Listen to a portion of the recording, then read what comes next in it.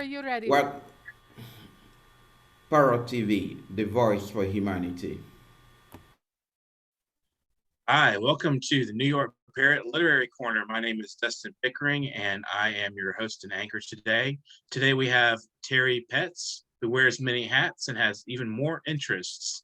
She was fascinated by poetry since she was a little girl before she could read. In school, she realized that writing was easy for her, and she had a natural flow when she wrote. Being a nature child woman, she likes to take long walks and explore the rivers, lakes, mountains, and the Canadian prairies. She is often inspired to write, and in those moments, she says the muse has bitten her. Teri self published her poetry book, A Piece of Her Heart, in 2020. The book is available on Amazon, Kobo, Barnes& and Noble, and coming to other major retailers soon. Amazon has both ebook and paper versions. She participates in a women's poetry group led by Kat Shara Sage monthly. Teri organizes and is the MC of Owl Poetry, an open mic poetry event held monthly at the Owl Acoustic Lounge in Lethbridge, Alberta, Canada. Since the start of COVID, the event is on Zoom and is accessible from anywhere in the world. She is involved in photography, videography, and creates home decor products to keep the creative juices flowing and loves to write poetry. She considers poetry to be the language of the heart. Thank you for joining us today, Teri. How are you? Good, thank you. How are So if you? there's I'm doing great. It's great to meet you, and we'll have a great talk this afternoon. So if there's anything that's not in your bio that you want to throw in for about yourself and your artistic pursuits, that's just feel free to say so. Thank you. I think that covers pretty much all of it. Okay, so tell us a little bit about a piece of her heart. What is the premise of the book? I mean, it's obviously it's poetry, so there's not really a premise, but what kind of themes do you explore there? You know what?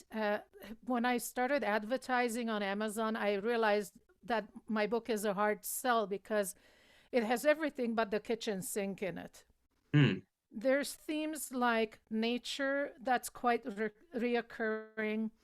Um, there's some feminine voices in there. There's spirituality. There's healing. There's all kinds of themes. When you say healing, is it like a spiritual healing or a physical healing from illness, or No, maybe mostly both? mostly for spiritual healing. Oh, okay. So is it of any particular faith, or is it a general mix, sort of a No, no faith because I'm one of those people who are more spiritual than religious, and I okay? embrace all kinds of religions and spiritual practices, and I find something good in all of them. So really, I don't think there's any religious theme or any dogmas. It's just all about the spirit, the human spirit. Is it like a human condition related, or is it like do you have a specific set of principles that guide your spiritual work? No, not really. It's all when I write poetry, it just comes to me in a natural way Right, sort of spontaneous, and it most just of the flows time. out.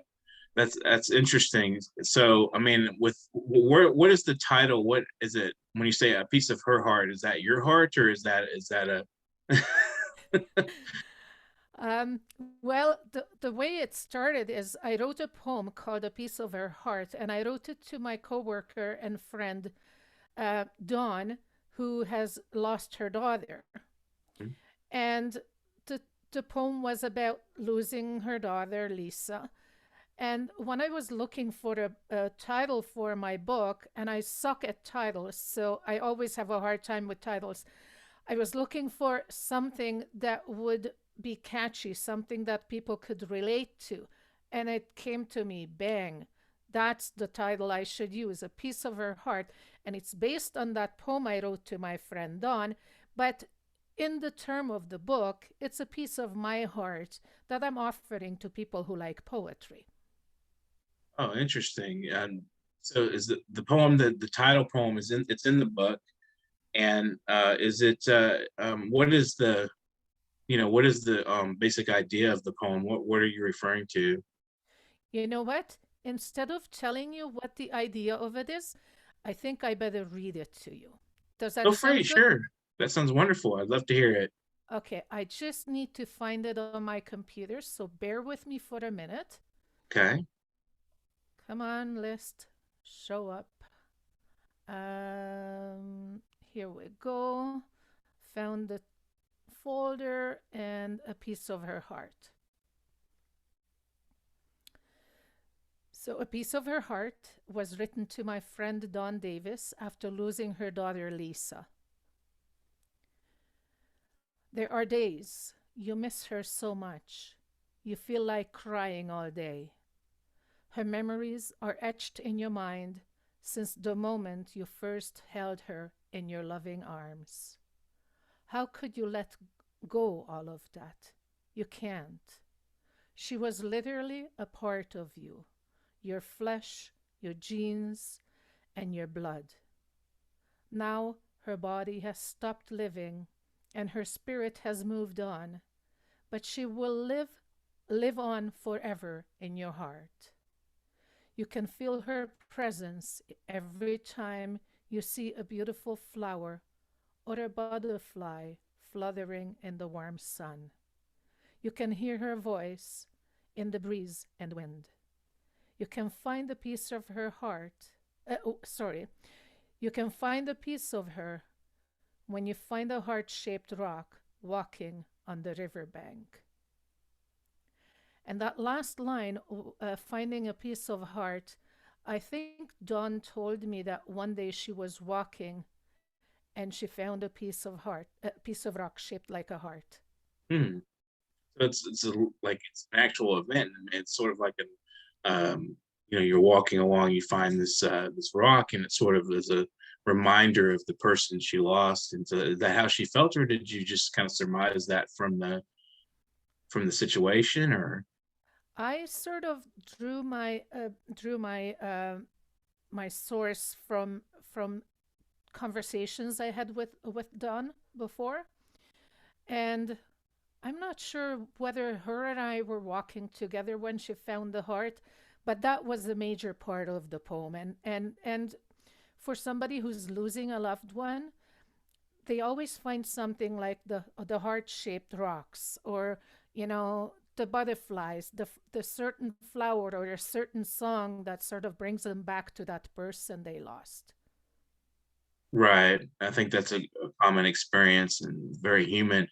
What I like about that poem is it's a very concrete poem, but there's also you also manage to kind of use imagery in a way that's sort of not as concrete, but it's easy to understand. It's not really convoluted and abstract, and it's about a very deep subject. So thank you for sharing that. That was a really beautiful poem. Thank you very much.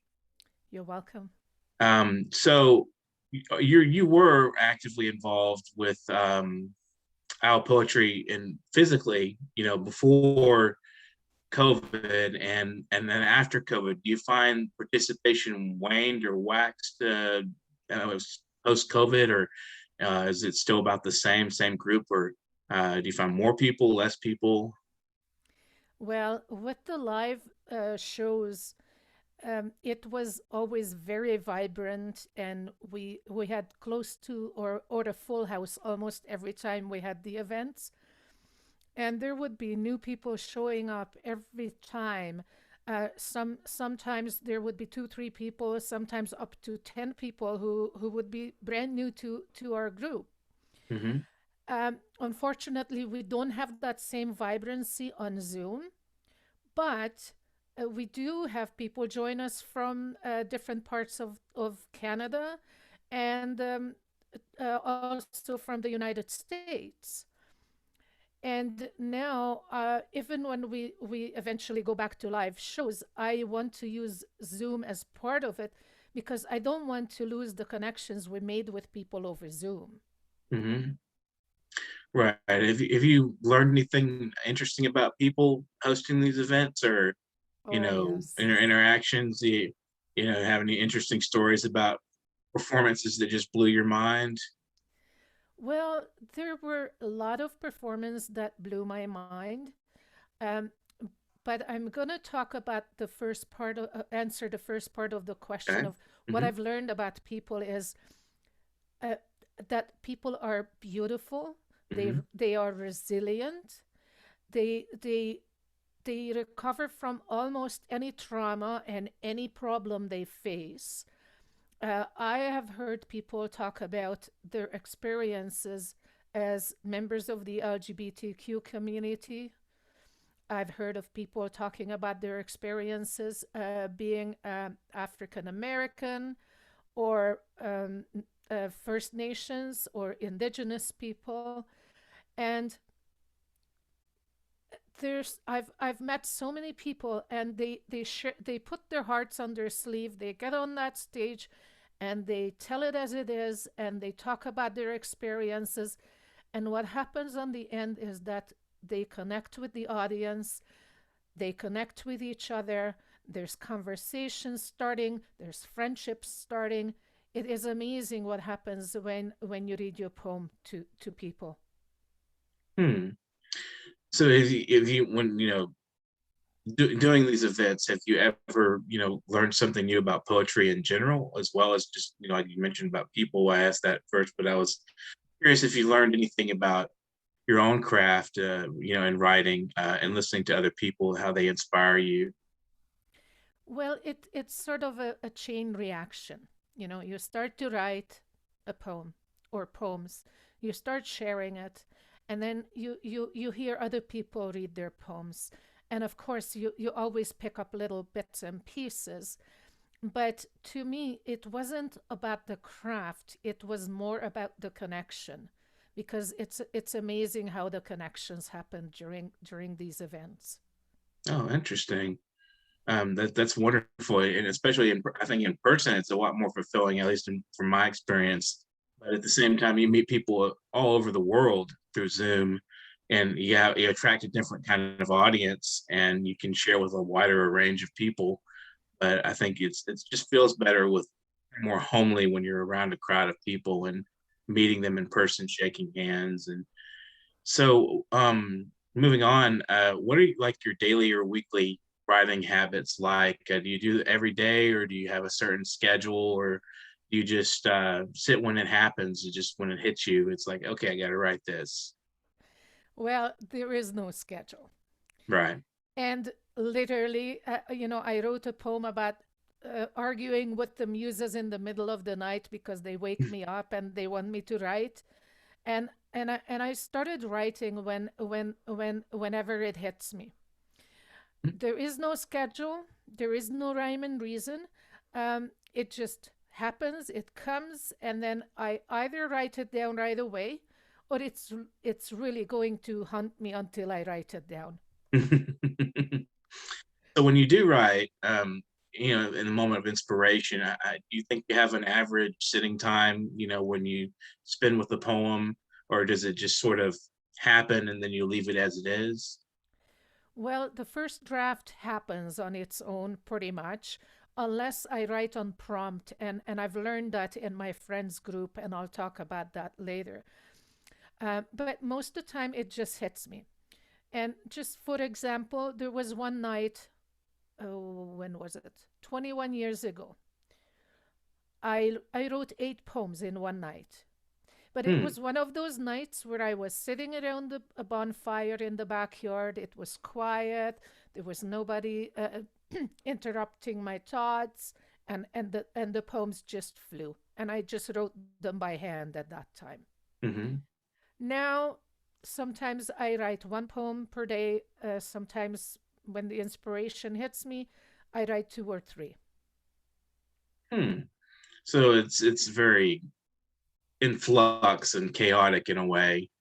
Yeah, that's kind of my experience as well as a writer. I just kind of sometimes one day I'll write 4 poems, the next day I won't write anything. 3 weeks go by, I haven't written a single thing.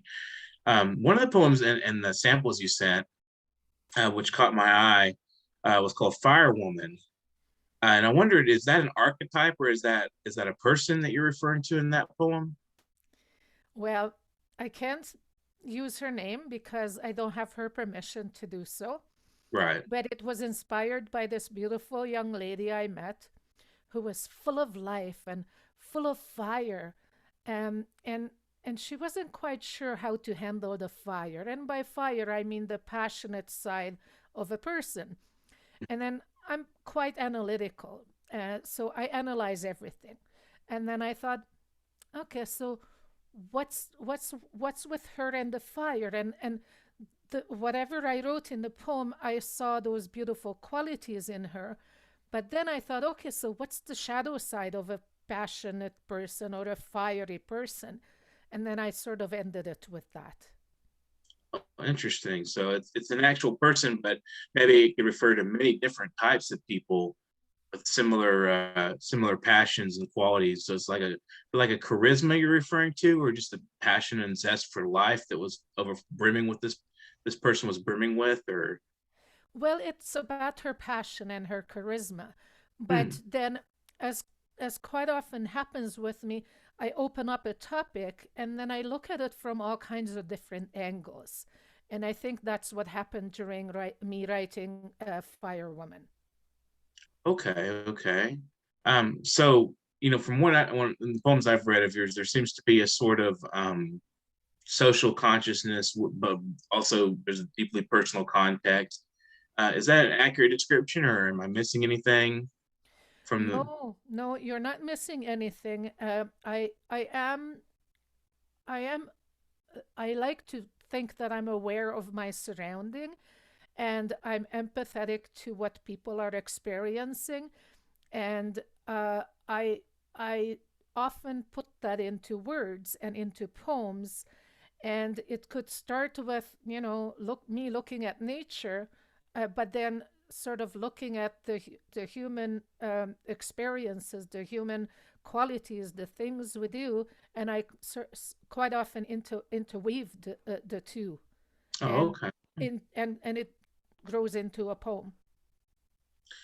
So, what is the poetry scene like in Alberta? Have you noticed anything in there and where you're located? Or have you traveled any that you've seen different kinds of people that are in your location versus where you've traveled? I haven't done much traveling, just to do poetry. And unfortunately, since COVID, it's nearly impossible to do so. Hmm. But there are so many things that I'm involved with, or people who have radio shows and open mics, and there's a lot of things happening in Alberta, and I'm really happy about it because, as you said in my bio, I truly believe that poetry is the language of the heart, and poetry really connects people by the heart.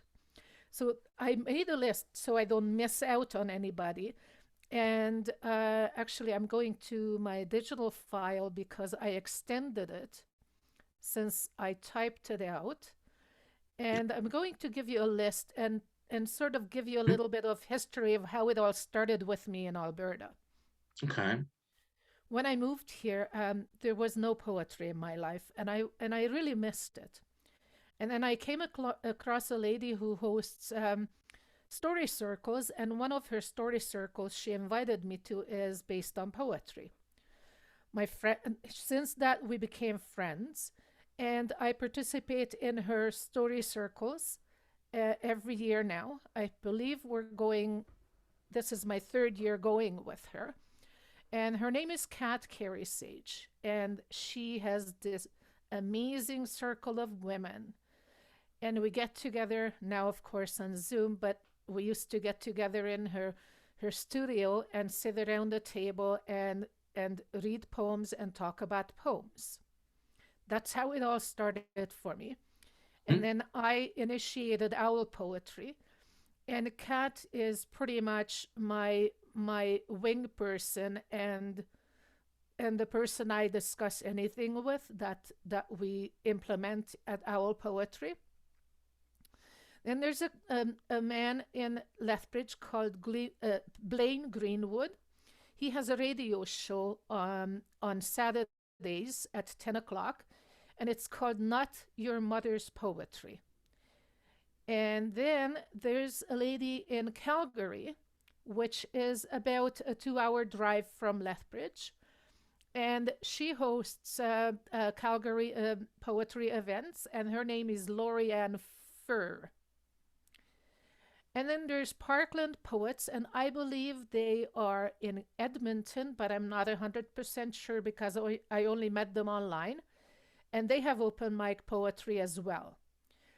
I have links to all of these people and events and pages, and anybody who's interested, I'd be happy to share those links with them.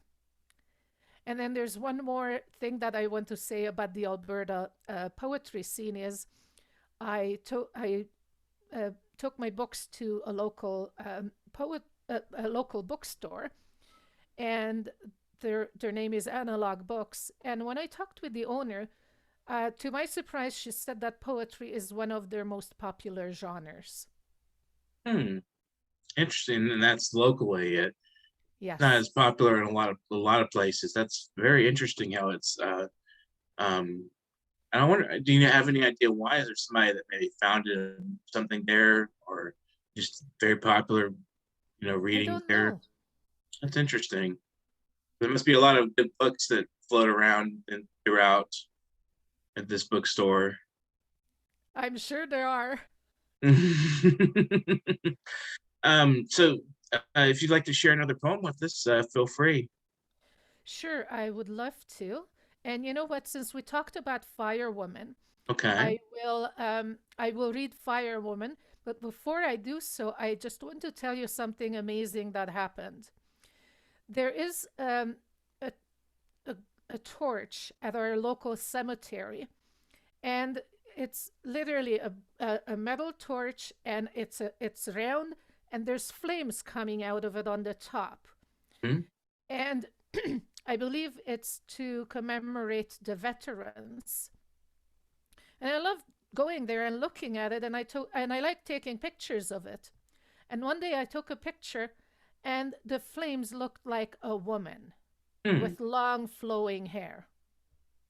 So I Wow. paired that picture with the Firewoman poem, and I'm going to read it now. Okay. Okay, let me just find it. So here we go.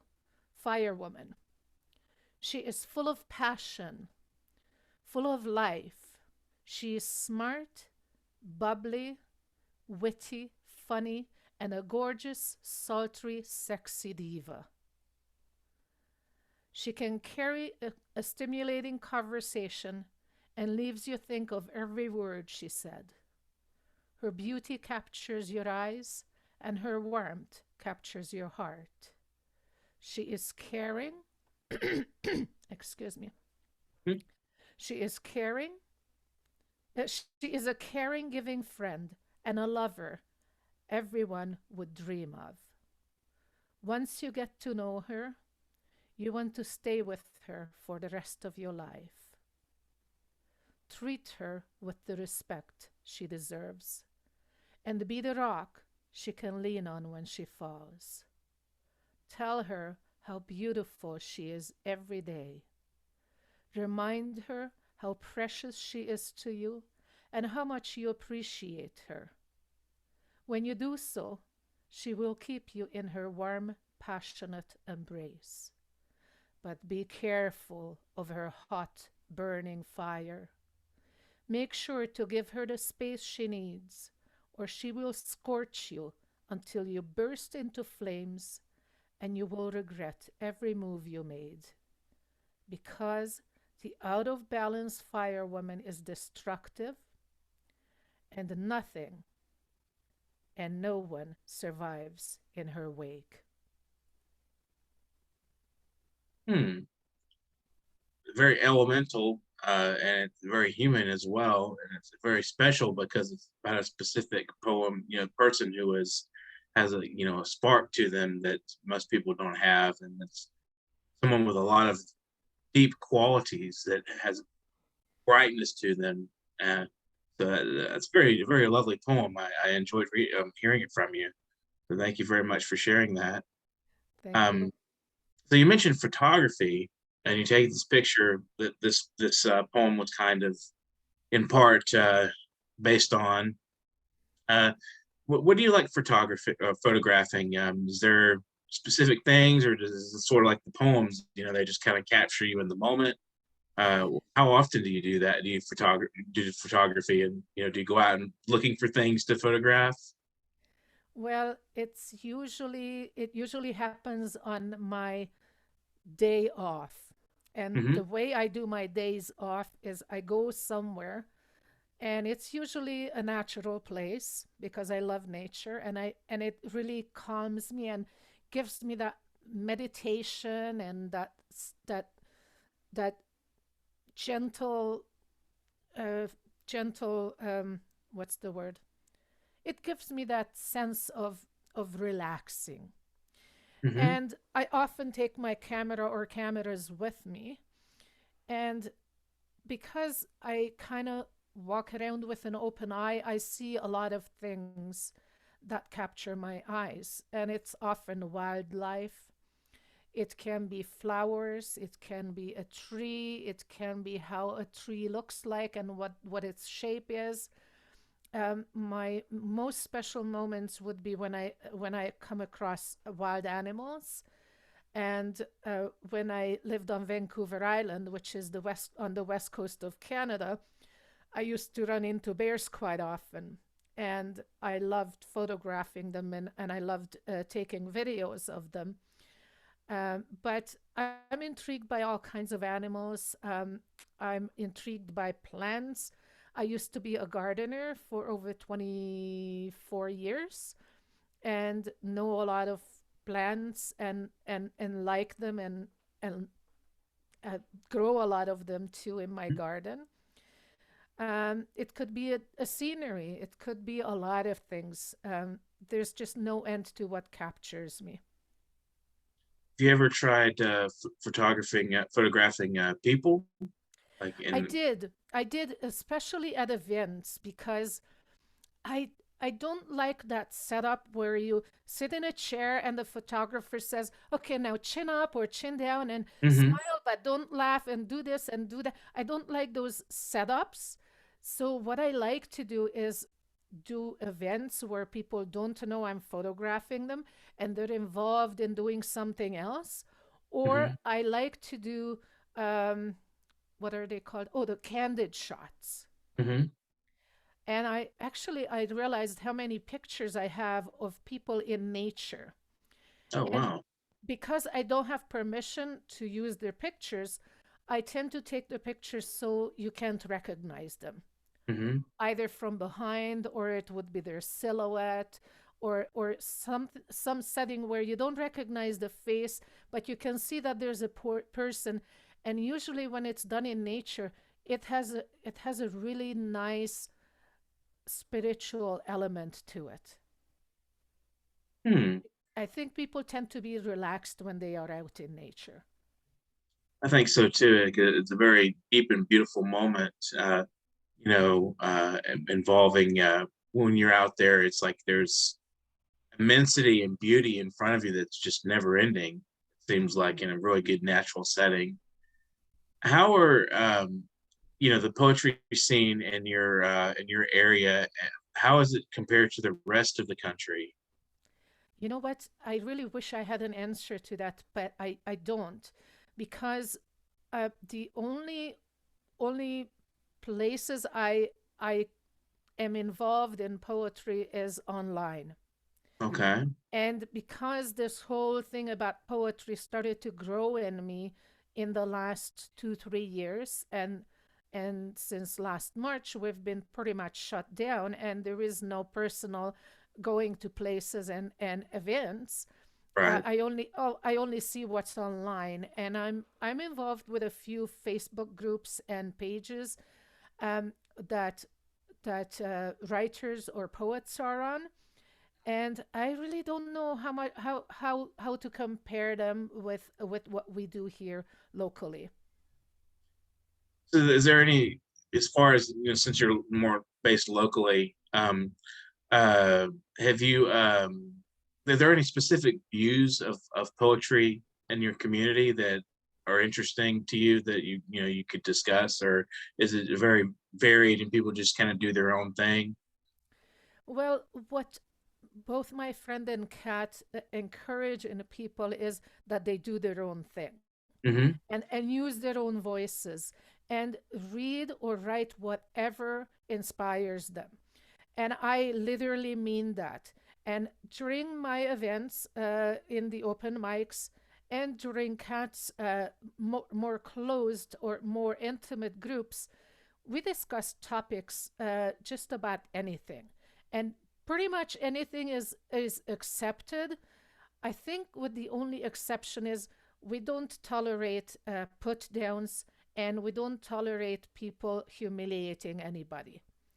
But other Right. than that, everything is open and everything is okay. And I'm talking about sex to spirituality, God, nature, whatever it is. Hmm. There must be an interesting multi faceted events. Um, It is.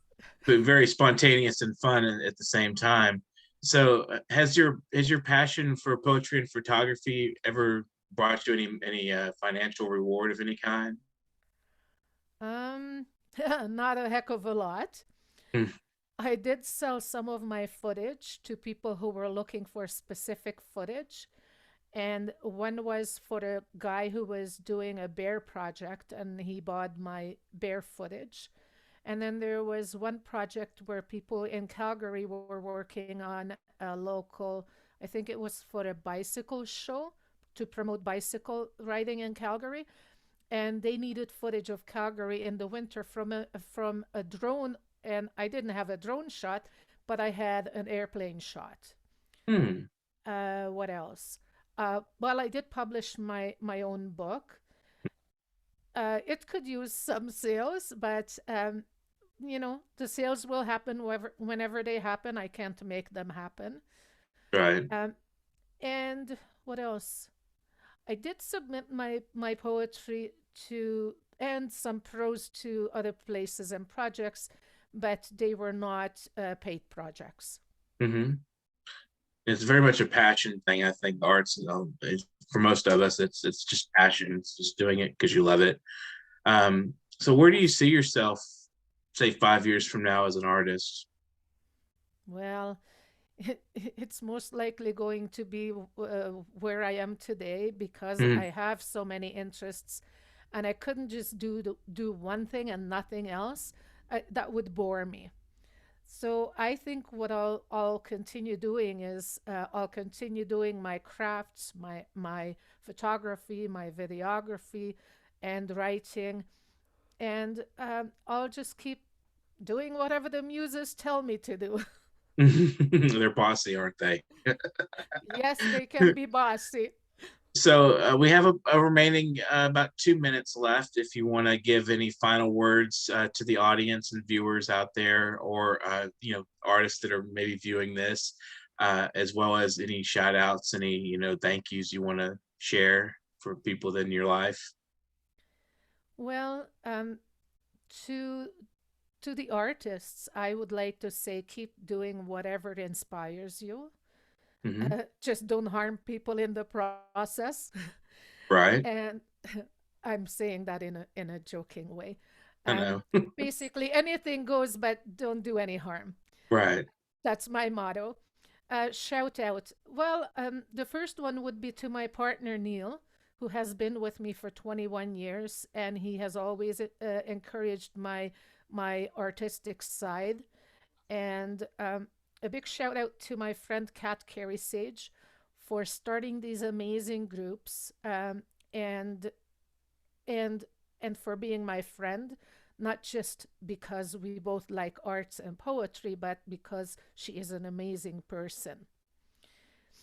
Um, and I don't want to list everybody, but I want to say a big thank you to all the people who host or lead these Facebook pages and groups that are art and poetry related, because I think it's great that people can connect with each other based on their interests and their passions, and form a supportive environment. Well, thank you for joining us. And if you last thing would be, when does Owl Poetry meet on Zoom, or do you still do Zoom, right? So is there a specific day? Yes, it is every fourth Wednesday of the month. We Okay. used to do Thursdays, but we moved to Wednesdays. It's at 7 p.m. Mountain Time, or as they call it in Canada, Edmonton time. And the link to our events, or not the link, our event is hosted on Lethbridge Poetry on Facebook. So Okay. if you go to Lethbridge Poetry on Facebook, you will find our events. And also our local TV is shooting it, sorry, I should say recording it. And they are hosting it on local TV and also on YouTube. And all that info is also in our Facebook page, Lethbridge Poetry. Well, thank you very much for joining us today. It's been a pleasure talking with you, Teri. This is the Parrot Literary Corner, and I'm Dustin Pickering. If you're out there viewing, please subscribe. We're in the 1 million subscriber to our channel. And thanks to our viewers very much and for their continual support. And please, if you have a chance, anybody out there who has a little spare change, send it to us by paypal.me/nyparrot. That will be very much appreciated. Thank you again for joining us, Teri, and thanks to our viewers. Thank you.